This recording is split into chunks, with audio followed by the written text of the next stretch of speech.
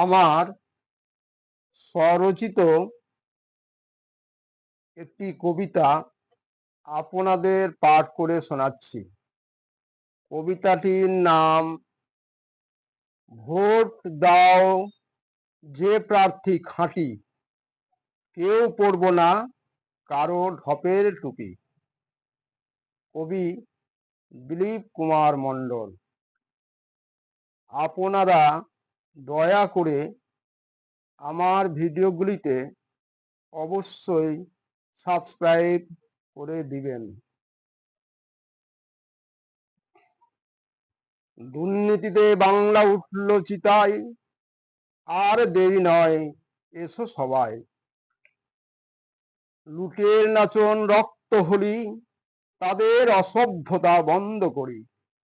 দুর্নীতিবাজ সব পড়বে ধরা, তাদের সবার হাতে পড়বে করা। বিবেকবোধের মৃত্যু হলে পাপের সাজা যাবে জেলে। গরিবের পেটে মারছে লাথি, গড়ছে যারা ফ্ল্যাট বাড়ি। দুর্নীতির আওয়াজ মারছে ফাঁকা, নিমেষে হচ্ছে তাদের চার চাকা। কয়লা বালি গরু পাচার, খাদ্য রেশন চুরি, বহু কারবার। কাঠমানি চাঁদাবাজি করছে হাহাকার। চাকরি চুরি, মিলছে টাকার পাহাড়। আবাস বস্ত্র চুরি কত কারবার।